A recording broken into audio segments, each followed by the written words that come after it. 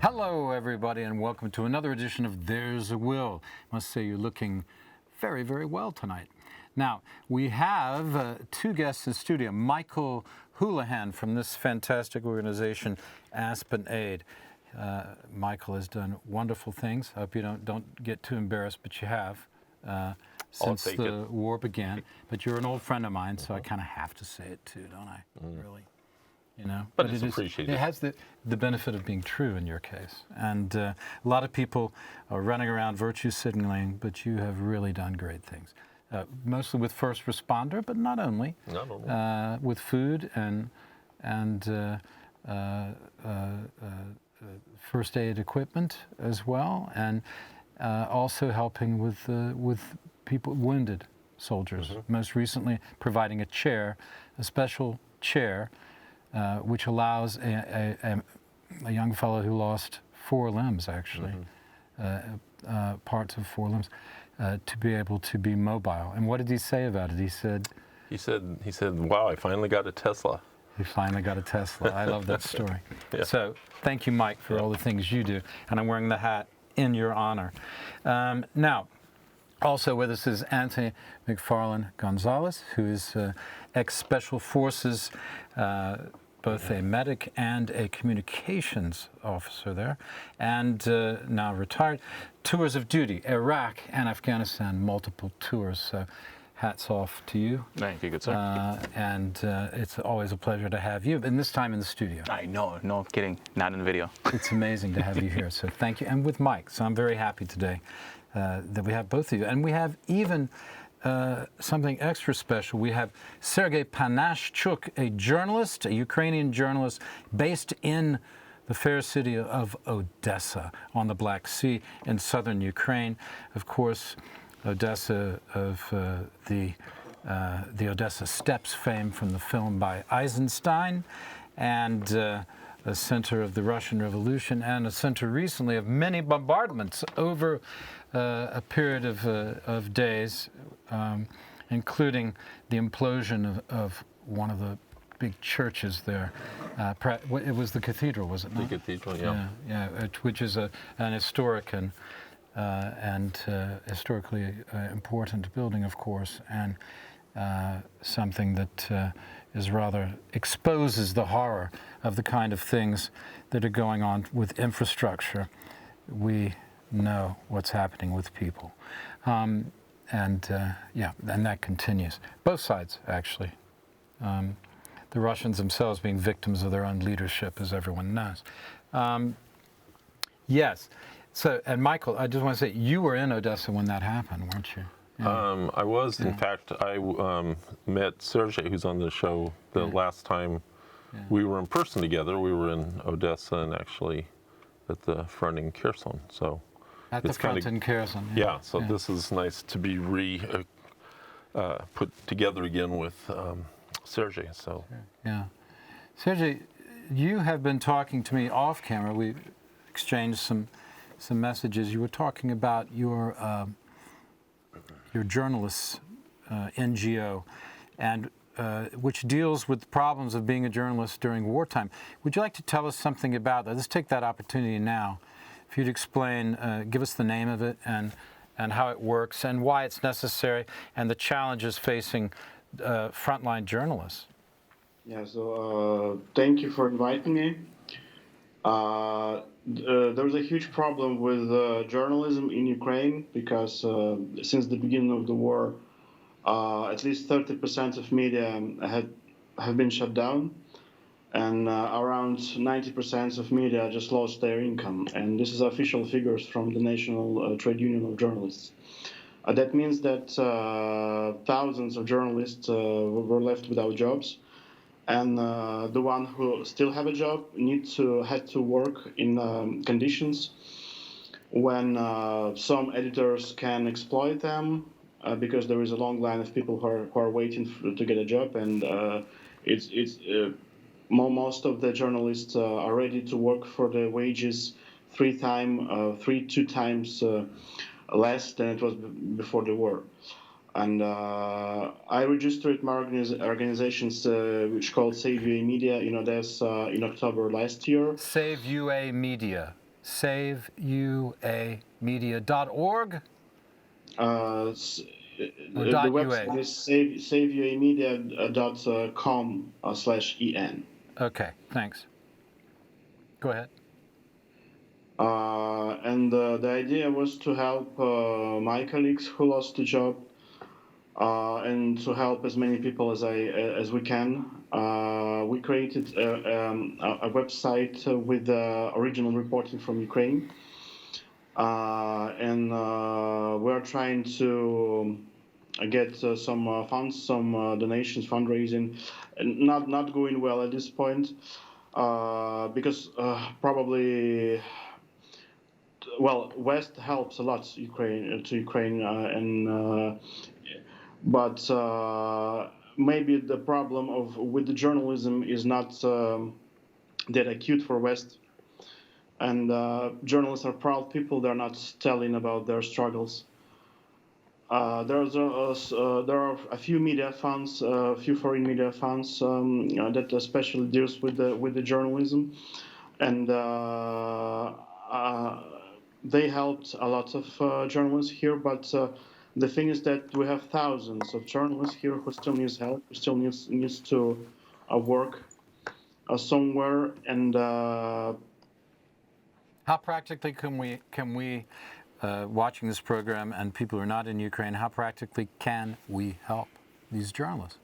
you can donate via PayPal, SaveUAmedia at gmail.com.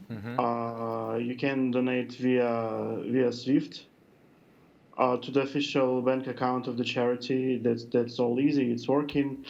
And if it's possible, I can send the bank details to you, and you can put it on the video when it will be published on YouTube. Yeah, I can definitely do that. We'll do that. So just make sure I get those details. Right. So there are two challenges for journalists. One is obviously making a living during this time. The other, and staying alive too.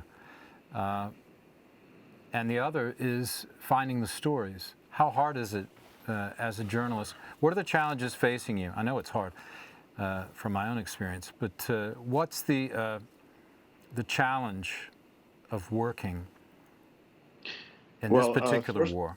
Yeah. Well, first of all, of course, we're human beings, and we're trying to survive. I mean, that's the mission number one, right? And as you said, Odessa was the center of the recent bombings, but we're still here. We survived it, and so at first we're human beings. Like the struggle, there are no struggles to find the stories, unfortunately, because like almost every person has a story. A lot of people here in Odessa who are IDPs who came from Kherson or from even Bakhmut.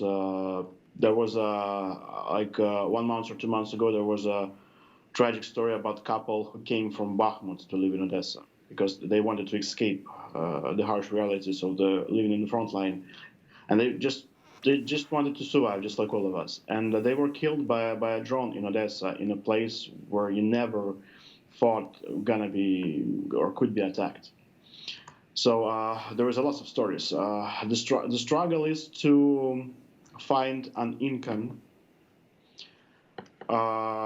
Struggle is to sell the stories, and that's I would say that's the.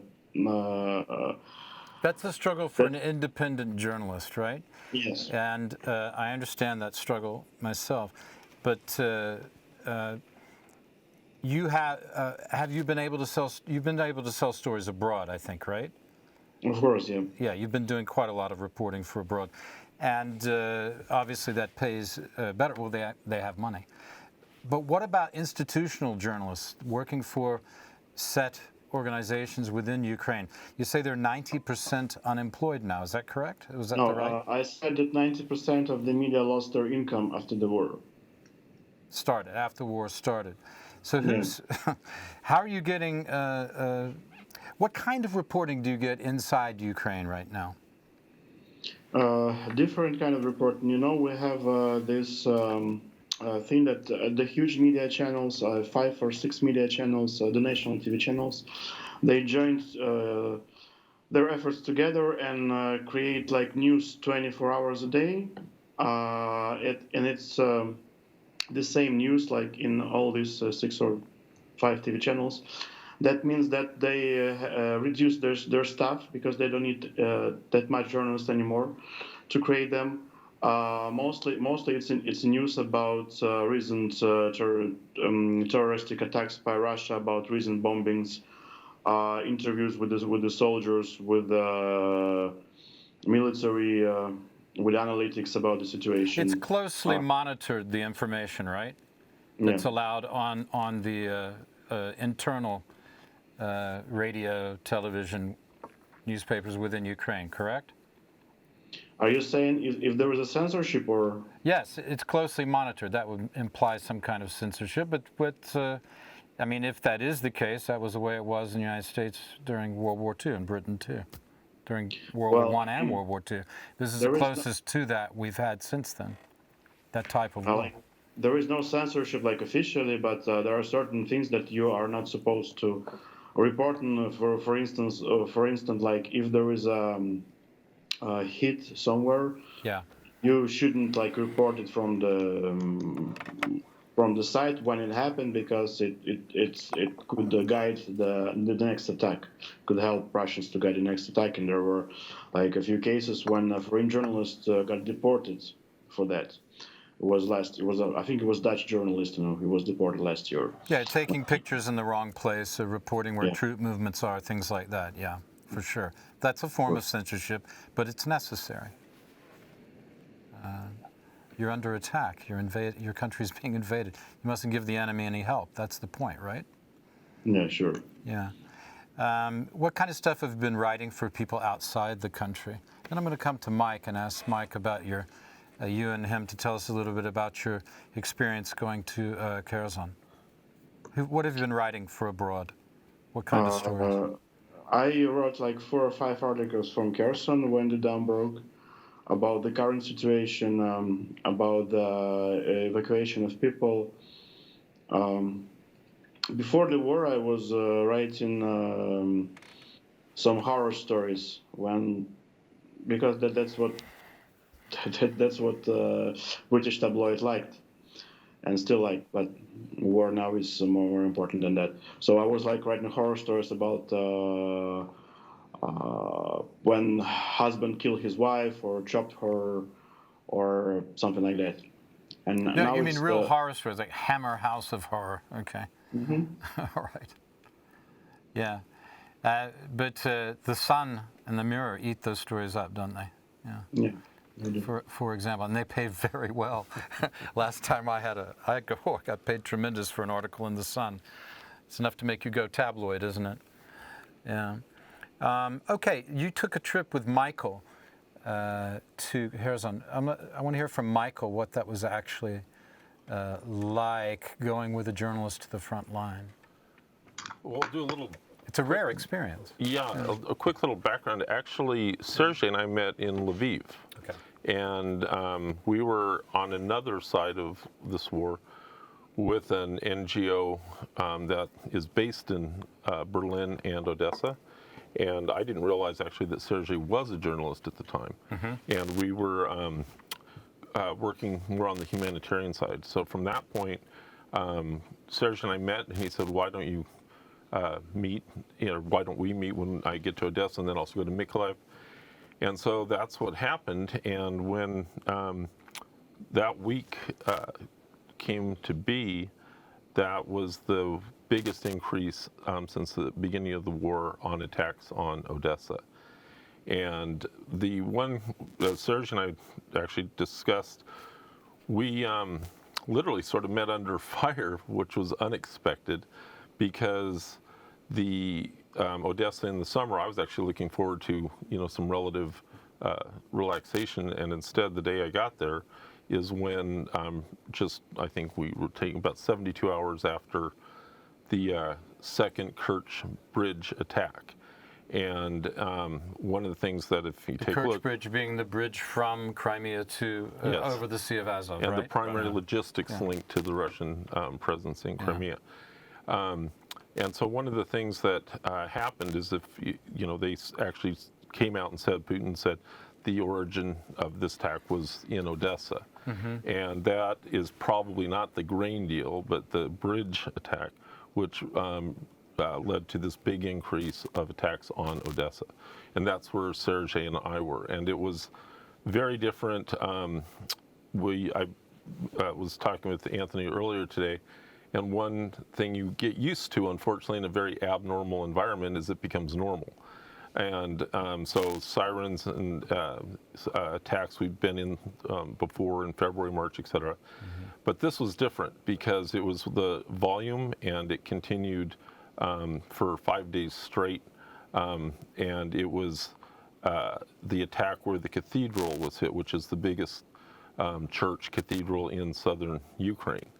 And so actually we have a video, Sergey and I have a video from the site when you saw the impact of a cruise missile, literally just taking the interior, a massive set of destruction. And from there, we then decided to go to Mykolaiv, which is also known as the city of shipbuilding. And we were then asked if we would go through Sergey to Kherson. And so from that point, it was literally a trip that was unplanned, and we said, let's do it together. He said, do you want to go? My biggest concern, frankly, was the villages that were in the itinerary proposed, and you alluded to one of the things Aspenade does. We work with a prosthetic and initiative for soldiers, and unfortunately the majority of the soldiers that we're dealing with now have been impacted by landmines, and so there's a massive amount of landmine injuries right now.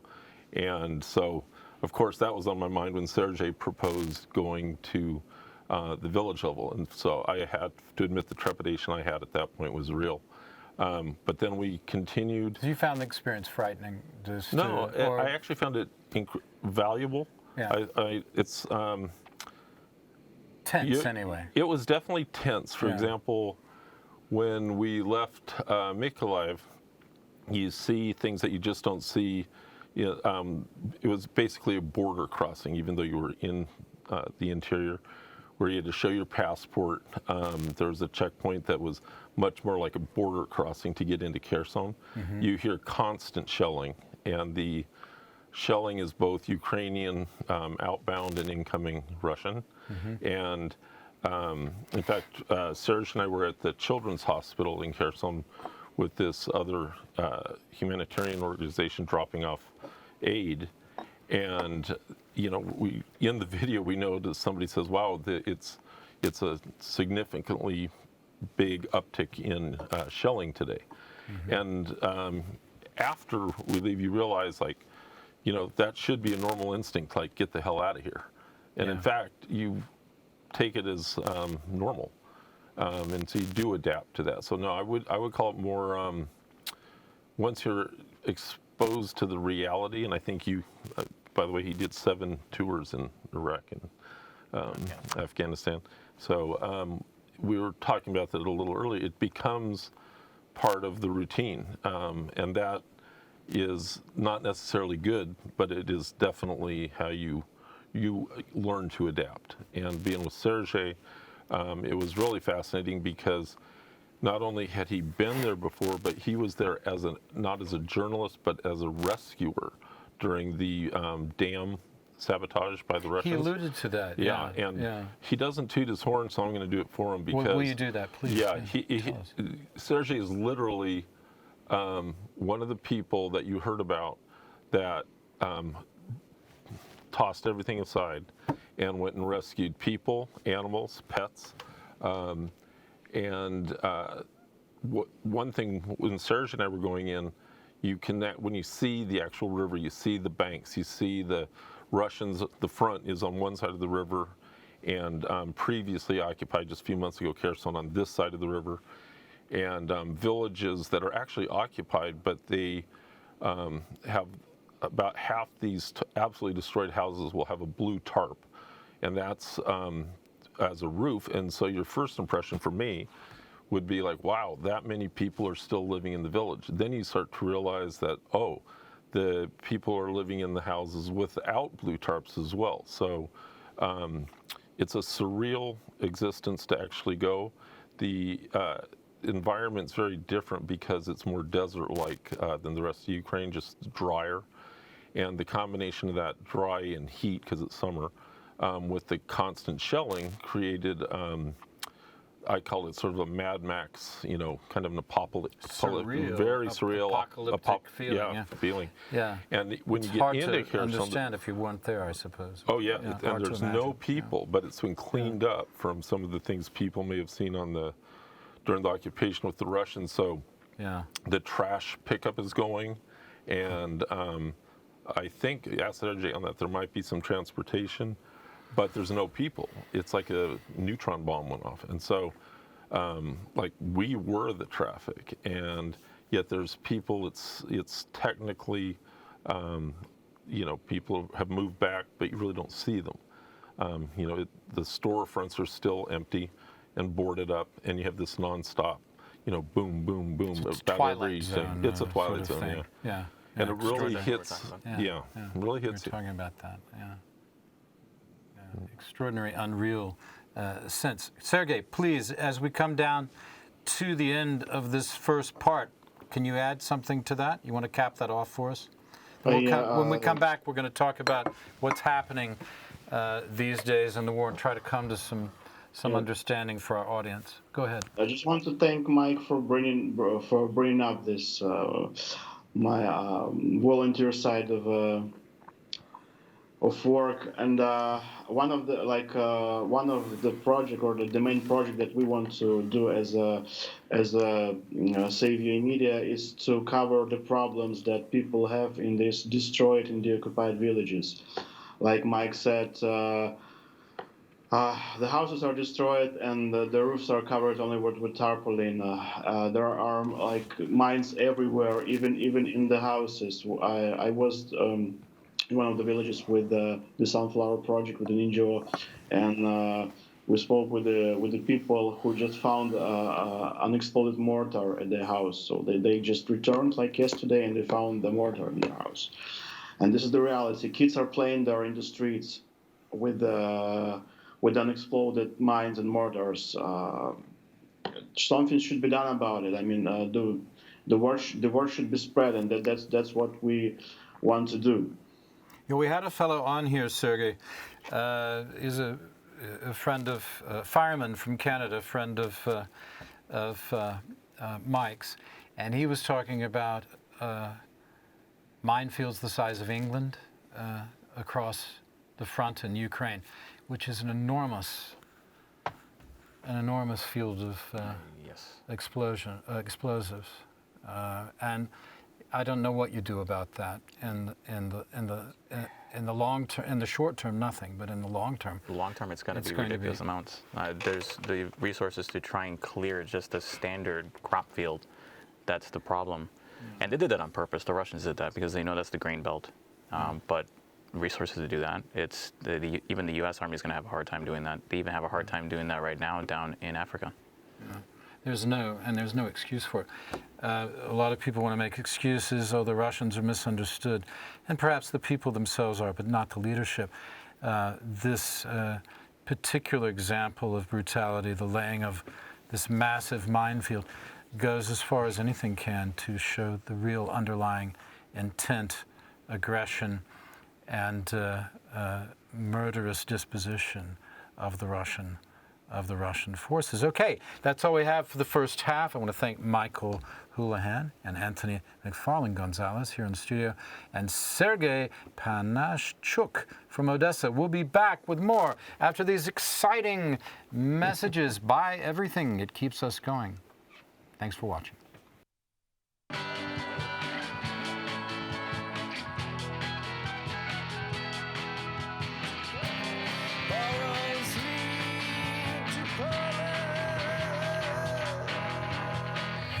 Hello, everybody, and welcome back. In the studio, Anthony McFarland Gonzalez, security expert, cybersecurity professional these days, and ex-military, as we know, with lots of tours. Unfortunately. In the toughest places, and many more things. Anthony, well, you can see we've talked exclusively to Anthony on previous programs. Then we have Micheal Houlehan from Aspen Aid. I'm wearing his hat, and Mike's a great window on all the kind of aid, NGO type stuff that's going on in Ukraine. Fabulous stuff. And then we have Sergey, our frontline journalist based in Odesa, and a rambling man up and down the front lines from the south to the north, to the extreme north. We're in a position now where the war we've been doing this every week since the war started. We don't always talk about the war, but almost every time we say something about the war. Most of the show is dedicated to it because it is the biggest event in these here parts, certainly since the fall of the Soviet Union and solidarity movement, but certainly in terms of violence, the greatest calamity since World War II. And so it's an inescapable part of our everyday lives here in Central Europe. And that's why we talk about it so much. I mean, might be far away from it in Australia, United States, or other places, or even the far parts of Russia. But here, it's something we deal with every day. And being next door to Ukraine, there is an ebb and flow across the borders all the time of news, of people, of items necessary for survival and for fighting the war. So we sit on that fault line, and we recognize the seismic movements. And right now, the plates are rather shifting, but very slowly. We had some earthquakes earlier. Now they're sort of shifting slowly, grinding against one another. And the question remains, how successful is the offensive? And I'm going to turn to Anthony for this, who's our security expert. Well, the offensive is successful, but the problem that people don't understand is that these guys have to face exactly what we've been talking about earlier. It's the minefields. Minefields in any operation are going to slow down any operation, period. And they have to meticulously go through it. So that leads on to the not only loss of equipment, but loss of personnel. So since the minefields and since the counteroffensives and before that, the losses of limbs from casualties, would you say, of the war, not killed, well, maybe killed, have been 75,000 wounded, and that's confirmed. And that's not including the total losses where they've killed the people. That's just Ukrainian. That's just Ukrainians. That's just the soldiers. We're not even talking about the civilians and how that's affected them. So, but yes, the counteroffensive has been slowing down. 75,000. 75,000, sir. Yeah, and we know that's a verified And that's a verified number. Yeah. And that's the part that's unfortunate. And those are lasting injuries the injuries in most cases will not ever go away. They'll be visible. It's like the First World War when the French had so many, and it was a they call them mutilés, you know, and they had special seats on the transport, and there were so many of them, and they were very, very visible. I mean, but the thing with the French, they honored those guys after First World War. Yep. What? They honored those guys. Yes, they did. I mean, you know, them. absolutely. And that's the thing about the Ukrainians; they do that. However, they don't have the resources or the hell. I mean, not even the prosthetics most of the time. Most of those guys are waiting, as Micheal saw, that they are still waiting for the support to back them up. So, but that's one of the things that hopefully the international counties or countries or organizations will not stop providing that support, because it's critical at this point in time. Essential, yeah. One of our colleagues, David Kaiser, who has been working from the beginning on trying to organize, seeing this problem, being a veteran himself of Vietnam, knowing this was going to be a problem of wounded and loss of limbs, particularly, was telling me the other day that when they started their program, 13, 14 months ago, I suppose, by now. Yep. and there were 500. Right? Wasn't that the That number was it, he used? 500. 500 people missing limbs and needing prosthetics. It is now, as you said, 50 to 60,000, and that might be conservative. That's a very conservative number because we don't have the accuracy that the Ukrainians are, and that's because of OPSEC. Yeah. And can you tell us what OPSEC is? Operational security. That's Yeah. to keep. The reason why they're doing that is because if we give that number out, it's going to give their opponent, their enemy, the advantage of saying that yes, they're being effective, and they will continue to do that, and as they're going to continue to go for fire for effect to move. Yeah. I wanted you to explain it because how necessary. People think, oh well, we need to know everything, and they're stopping journalists talking. No, as a journalist, I can tell you, you don't want to get anybody killed, yourself or anyone else, by what you write.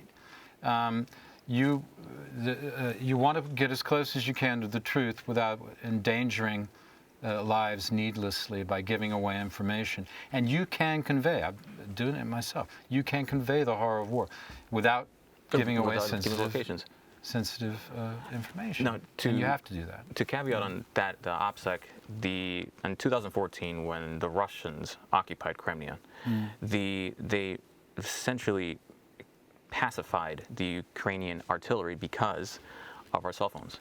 They used cell phones, the GPS locations, to target those artilleries and basically neutralize them. So that is in turn OPSEC. So journalists that go in there and take pictures and report live and continuously provide that information to the public, saying that they need to know, yes, you're doing the public a great service to tell them where they are, but at the same time, you're also helping the enemy pinpoint locations. Yeah, because communication is a little different now even than it was during Vietnam. Exactly. Or the Iraq War. I mean, everything's on the internet, so it's that much quicker. I mean, and the telephone even. The telephone's your little computer. People have to realize that didn't exist before, so you have to be even more stringent in restrictions at some time, at some point. So, brings us back a question. The minefields are a massive problem. That's number one problem. That's why this is so slow. But what happens? Okay, let's frame it like this. You've got, what is it called, Orkizov? Where is that? The town Orkizov is above Melitopol. It's about 60 miles from Mariupol. This is how far the Ukrainian army has advanced. If they break that, then they'll be able to weaken the Russian defense. It's pretty far over, that's the point. It's really good in. Yeah. They've actually, it's not only, they've made movement towards Mariupol, but they've also broken a lot of lines in Bakhmut, which is, they say that's an insignificance. Well, it's not, because it flanks that. Exactly. It protects that flank with the advance in the north. Once they break Bakhmut, they'll be able to move into basically envelop most of the forces that are Russians there in Donetsk. Yeah, so if they can do that, to be clear, if they can, and correct me if I'm wrong, but the idea being that if they can break the Russians in Bakhmut, it would stop that offensive, that 100,000-man offensive in the north, with the Russians, because then right now it's who's going to have to divert forces. That's the problem, and right? what they're doing is... Which side will have to. Exactly. And what they're doing also in conjunction with this is they're also attacking from the Odesa side, weakening the bridge, the supply lines, because they're preparing for something that's really good. And everybody can see it, and it's coming. But it's just a matter of time when they're going to launch an offensive on Crimea. Yes. Sergey, anything you want to add? Do you concur with our analysis here from your first-hand experience at the front? Yeah, I want to add that this is a really huge problem. The soldiers with disabilities, and when I was in Kiev, I met with the representatives of the Doctors for Heroes project, and people in this project are helping soldiers who had significant facial traumas, significant head injuries. Well, they're helping disfigured soldiers to get new faces with the titanium jaws, titanium implants. New faces, right? New faces, not just limbs. New faces. Imagine that. Imagine that. Yeah. Okay. If you a lot of people are with missing jaws. after the mine blast injuries. And they say that the need in such surgeries will be like in next 30 years. So using the capacity they have now, and the capacity is like they work with almost every plastic surgeon in Ukraine, and using this capacity, it will took 30 years to help everyone. Yes, thanks for that. But what do you have anything to add about what we were talking about strategy along the front from your first-hand experience on the front? We have a lot of expectations about the counteroffensive, and we expected it to happen way earlier than this. So, of course, Russians had time to prepare, and the minefields is a huge problem, of course. But we don't know exactly what is happening. I mean, because the information is secret, so we can't really understand if the counteroffensive is moving significantly or not. So we will Hence have all to the wait. rumors. That's a very good point. That's why there's so many rumors in the press. Okay, yep. So we would have to wait, but and this northern Russian counteroffensive near Kharkiv, near Kupiansk, it's very disturbing, and of course it's also they are doing this to divert attention from the Ukrainian counteroffensive, and also to stretch Ukrainian troops. And we will see what will come out of it, because again, we don't know the full information about what is going on there. But Anthony, jump in. Thanks, Sergey. And Sergey, that's a good point that you brought in for the northern offensive that they are having, because that also has implications to Poland. So Poland is preparing on the eastern side, especially at the Suwalki Gap, because of the Wagner. Suwalki Gap. Yeah. Suwalki Gap. That's between Kaliningrad and Belarus. And the problem that they have there is that, as Sergey hinted, and it's a very good point, and I've brought this up to many people that I've had in my networks, is that I'm thinking, based off the analysis that we've already assessed, is that it's a feint. And a feint is basically distracting, so it's a sleight of hand. So you're going to be doing actions here at a certain point to distract from the main objective, that is maintaining your fight in Ukraine. Okay. So that is, I think, what they're doing because of the Wagner activity. They've created a whole snowstorm of, I would say, the shadow and smoke because of what they pretended. Yeah, we talked about this a long time ago, didn't we? Yes, we did, sir. You and I were talking April. about that. It was April last year. Yes, sir, we did. And we said that they could make moves in Belarus to divert from what was going on in Crimea. It's just a puppet state. And what they're doing is they're making it a battleground to allow Russian troops and mercenaries to go in there and conduct operations, and of course be on the border to be ready for a feint offensive, because they really are losing the battle in Ukraine, because Ukraine has had help from its allies, but not fast enough, because as we talked about We don't have before, air support. I mean, exactly. they don't have air support. Oh, hell, we are we. We have air support, No, NATO does. No, but here's the thing. Ukrainians don't have air support because they need to be able to control it, and the offensive is being stalled. Again, this is another part of it, because they don't have the air. You need to control the air. They do have a little bit of control in the sea. They have they don't have complete control of the land, but they have the main momentum on the land. In order to control the battlefield space, you need to have air, sea, and land operations all controlled. They don't have as much as they need. That's why they're screaming to the allies to, hey, stop fuffing around. Give us the F-16s and our multi-role. Give us the support on the sea side, because it is going to affect, and it's already affecting the world completely. The grain support. That's why Africa is moving away from a lot of its allies. That's another point that we're going into. But it's causing third, fourth, fifth, seventh, eighth order effects that a lot of people are not talking about, but you will see within the next coming months. Yeah, very interesting. Mike, do you have anything to add? Your observations? I have a personal observation, which Sergey and I went, and that is in Odessa with those attacks. The Caliber missile was the one that blew up within 500 meters of where I was. And the fact is the launch sites were international airspace by air, by submarine, international waters in the Black Sea, and from Crimea, which is internationally illegally occupied land. And it really hit, and there were no patriots at the Odessa. One of the things that you really see There's when no you're Patriot defense. as Air far as defense, right, None. Not in Odessa. right, Okay. and when you're actually underneath the incoming, you really go, why the hell are the Russians being enabled to make these attacks, Yeah. but those launch vehicles and those launch sites cannot be disabled by the Yeah. Ukrainians? Yeah. And so when you look at, then going back to the mines also,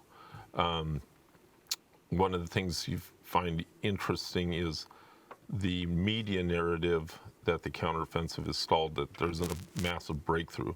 As Sergey mentioned, the drip, drip, drip approach of some of the armaments to Ukraine delayed the planned counteroffensive. And that delay And is allowed what, the Russians and to allowed the dig in. mining to continue. Yeah. Yes. And so when you hear people go like, oh, I mean, you're talking, I believe Ukraine is by far now the most mined area in the world. And that, by definition, when you have massive mine length, that's the same thing as saying you're going to have impeded frontal assault, right? Exactly. Imagine And the it's- state of yeah. Texas with England inside of Right. it, and it's all mined. Yeah. Pretty much take from Amarillo, from the western side of Texas all the way to, I would say, central Texas, like Killeen, Texas, mined. Wow. And Texas is massive. Massive. So It's yeah, 1,000 miles across Texas. Just and this about. front's 1,100 kilometers. Yeah. Yep. So Takes, what, when you 76 hours when to you are actually there, Yeah. and you hear like sort of the Western media approach of, wow, it's so they haven't taken this land grab that everybody was expecting. My question, I don't know the answer, is were they really expecting that in the first place? Because the logistics, realistically, is by rail for the Russians. When you look at where and how they supply themselves, and it seems like the strategy and the tactics of the Ukrainians to not just send men and women to take land and die, be dismembered, seems quite effective, intelligent, and the sheer scope of mining, I think, explains a some very of good the point. some Yeah. of the fact Yeah. that they haven't done massive land grabs, because Yeah. the mining is extensive. And by the way, we were with a demining unit that when they go forward, the Russians sometimes will drop by air. They called it, at least where I was, post. Then they'll just drop an airdrop of mines in an area that was already cleared. Right? Yep, So they do that. it's ridiculous. not It's like two steps cut forward, So the Right. plane thing. flies over, and It it's doesn't even have to dropping be- like parachutes, the like a mines packet. out. Yeah, Like- it's just- it's as literally- if they were dropping paratroops, but they're mines, Yeah. and covering the same area that's Well, been cleared. Yeah. Yeah, is that right? That, For the yeah. people watching? Okay, and the other point is, of course, that you don't send your people like the Russians did willy-nilly across minefields, because you want to preserve both lives and the esprit de corps that goes with proper management, which the Russians don't have or haven't had. And we talked about that because, especially when the Ukrainians were on the front side over there, down on the bottom, when they first when they first got a chance to start moving towards the south, they evacuated their officers and left their soldiers to their own demise. Sergey, what about war fatigue? Do you see signs of it? Well, I see signs of war fatigue in the West. You don't see it in Ukraine, though. Well, of course, we know that those are in the West for sure, but let's not be glib about it. What is the will in Ukraine like right now? we still want to win. The question is, what's the victory? What is the definition of victory? And for now, the definition of victory is taking over all the areas that have been hijacked by Russia. And until that point, it's not going to be considered a victory, even if we will have a significant success during the counteroffensive. It's a difficult question. it's a difficult question because we put a lot of hopes to the counteroffensive, and some of the military commanders had really optimistic forecast about it. And basically, we need to wait until the end of the counteroffensive and to see what is going on. But well, you know, psychologists say that we all as a nation, like all the people who are here right now as a nation, were experiencing a trauma. And but PTSD, post-traumatic stress disorder, comes after the event finished. But we are now living in the event, so we will have to face the consequences of this after the war is finished, and maybe then we will feel the fatigue. But now we're living in the moment. Yeah, you're supported by adrenaline at the moment, and always that'll sustain you for a while. But there's always the letdown. We don't know when that's going to be. I think we need to be prepared for this to go on for some time. I don't know what you think. No, we have to, because it's a war of attrition, and the Russians couldn't complete their objective because they wanted a scorched earth. That's what they want to do, and it's been known, well put out into intelligence and the media, and it's been spread all over. We know their tactic is scorched earth. They're not succeeding at it because of Ukraine. Ukraine is an amazing country, and they have the resiliency to do it. Mm-hmm. And we need to support that. But that's the problem. We don't have the support. Yeah. They don't have the support fast enough. They have support, but not fast enough. And there are players that are, pardon my French, mucking around way too much. Yeah. And it's making these guys lose the momentum. You can say mucking around. That's not bad. Okay, well, that's cool. To me, there's nothing naughty about mucking around.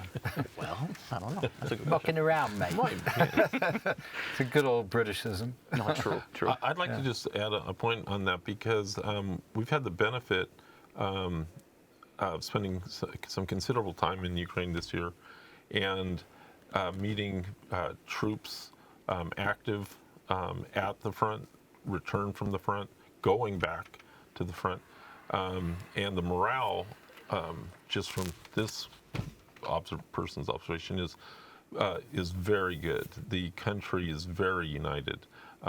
Even I've heard a lot of people say, well, when you go to the east, it dissipates. In fact, when we've gone to the east, the morale was surprisingly good, and the unity is surprisingly good.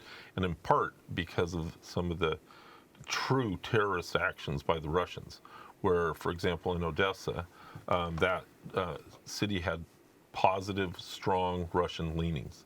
And that, including in the last election, has realistically gone. And in fact, the unification against Russia has just consolidated with the true terrorist actions by the Russians. And you can't really see that until you actually go.